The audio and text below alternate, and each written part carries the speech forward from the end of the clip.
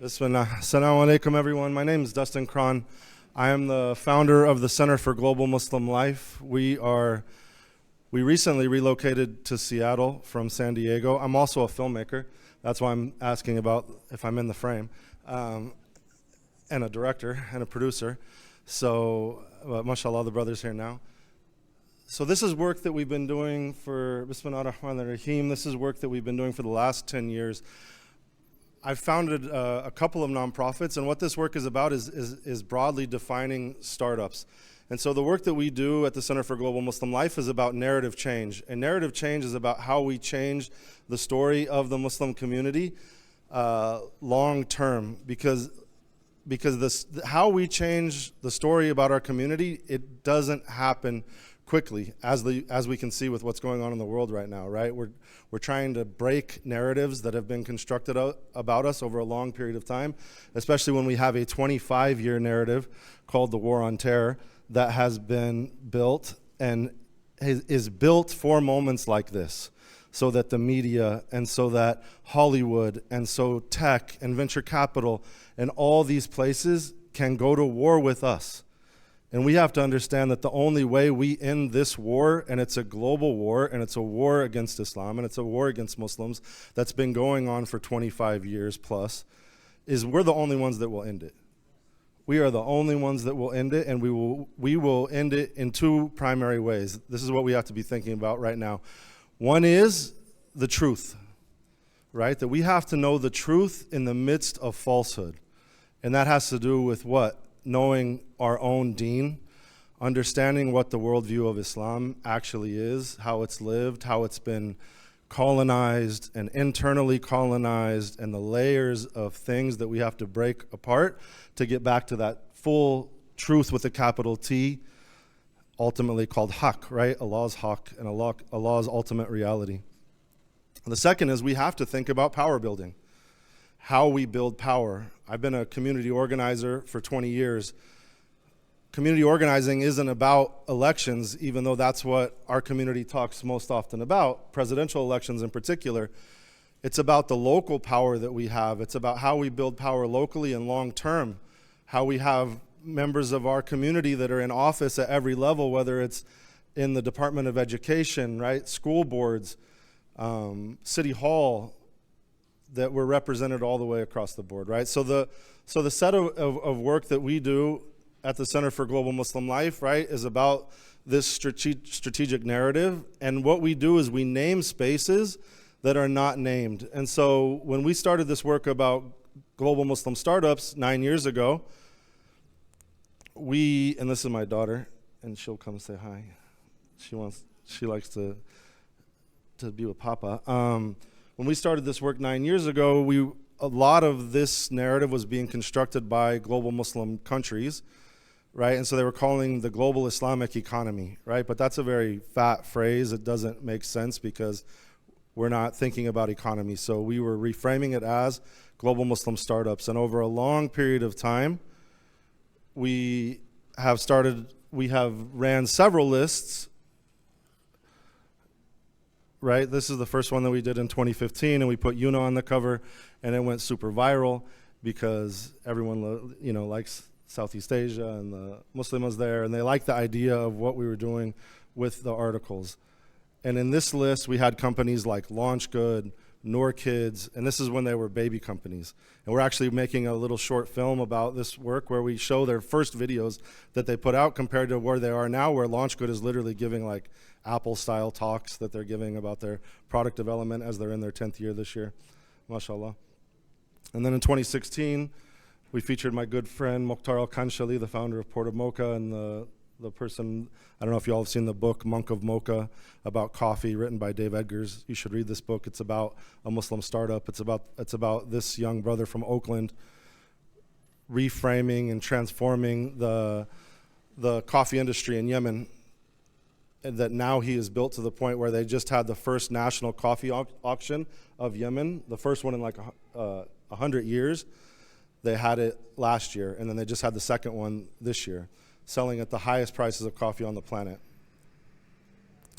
In 2017, we featured apps, and I love this app, Tarjamli, which is a social impact startup based in Silicon Valley, but they've raised millions of dollars through social impact funding, and it actually is for refugees traveling around the world so that they can get rapid response translation when they come to borders and when they need to know what's happening in the world.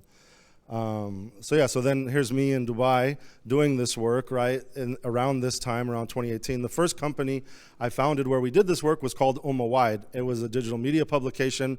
We were trying to raise venture capital funding, like a couple $1 million in VC funding. I traveled around the world chasing VCs, talking to them about Muslim startups. And at that time, no one was investing in Muslim startups. And I say, alhamdulillah, that I didn't raise that money, because I would no longer have my company right now, because what do we know about digital media publications like Vice and all these other ones? Vice is going bankrupt after they were a $4 billion company at one point, because of course Google and Facebook and Twitter and all this ad revenue is being eaten by the social media platforms, and none of it's getting to media publications. It's one of the reasons why media publications are broke. So we shifted our model to the Center for Global Muslim Life, which is a nonprofit, with the understanding that we could do this work by raising philanthropic money in the United States and then raising money from Muslims around the world to do the work. We're still very early. We still need donations. We still need to get there. And it's part of the reason why we moved to Seattle, was because of the amazing philanthropy community that's here. And so this was when we published this list as an awards list in 2020 during COVID. And then last year, we published this 2022 list. We have like Khabib and his companies, the set of, like Malala has a production company that she started, right? That she's made several films and movies with. Riz Ahmed has his own production company with deals at like Amazon and others. That was last year. And then this is this year that we actually launched this list as a 2023 list, but it came out the week before October 7th.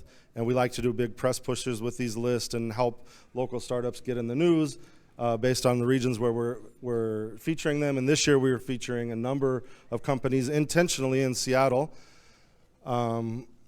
with the idea of the work that we want to do here long term in Seattle. And so we pulled the list and we are republishing it now, because obviously October 7th is a time where we will get no media coverage, and it made no sense to put it out then. So the new companies are like El Encuentro, which is the first company that we featured in Colombia, which is an amazing Muslim organization, all doing dawah in Spanish in Colombia. They're building a mosque and a mosque in the city and a zawiya in the hills of Medellin. The GMW network is an extension of LaunchGood, but they're doing these global Muslim meetups. Like there's one in Morocco this week that they're doing. They've done them in Bali. They had a big one in Doha a few years ago. When I went on that trip with the venture capitalists, I went on this thing called Geeks on a Plane, where we went on this plane around the Middle East to go to meet different VCs. And so what GMW is doing is a little bit like that. I've always thought we needed a space where Muslim entrepreneurs can meet in the world. And so they meet up for like a week, have a bunch of conversations, people work, they network, really amazing space. And then of course we have a few others like a Muslim streamer, and then this Build Palestine. We featured them before October 7th because they're doing a lot of incredible work. Actually, the sister who's the founder is based in Gaza, and I think she left, but they're still doing really amazing work. So the sectors that we've looked at range from media production to e-commerce, Muslim-led philanthropy, which is super important. Again, we use the term startup very broadly. We mean by startup, we mean it's a company that's in its early stages that is making change in the world, and that it has to be either Muslim founded or Muslim focused. That's the criteria that we've had for the list over the years. And we also use this term spiritual impact, meaning that it's or Islamic education, children's education, food and beverage, halal food. We did some blockchain and metaverse stuff in 2022. We didn't do any of that in 2024. So these lists have changed over time on what we're featuring and what we're doing. Over the years, we've featured now about 325 companies. This data is a little bit dated. Only around like 30 of them have shut down. There were 7 mergers and acquisitions. Not big ones, but some pretty significant, like like if you use Muslim Pro, that was a company that was acquired by a Singaporean-based fund. And so the brother got some money, but not a lot. So, yeah, but the amazing thing is that the majority of the companies we featured over 9 years are still alive. And then in terms of key data, like last year's list, I haven't done all this data for this year still because we're still finishing it. 42 of the founders of last year's 100 list were female founders, right? And throughout the years, we've featured a lot of female founders. And it's amazing to see the work that people are doing, the diversity of it. We've looked at companies in 35 countries, in 75 cities around the world. And what we've tried to do is find the cities where there's clusters to then focus on our PR outreach in terms of the storytelling that happened. Like a couple years ago, we got all this attention about San Diego, where we were living at the time, because there was a set of companies there. So we're hoping to do the same thing with Seattle in the coming weeks. In total, 70 of the companies that we featured have raised around $500 million from VC funding, from about 200 some funds. The 2022 list has all the venture capital data. In 2024, we intentionally steered away from looking at VC data because, as you know, with the demise of Silicon Valley Bank, there has been a lot less VC funding that's available, and with the war in Gaza, there's been a huge battle within VC because there's so much Israeli money in venture capital in the United States, and Muslims have to create their own funds to support our own companies, because it really becomes an issue for founders where you don't want to take money from Israeli funds, but I'm telling you, the majority of the funds and the majority of VCs have been really terrible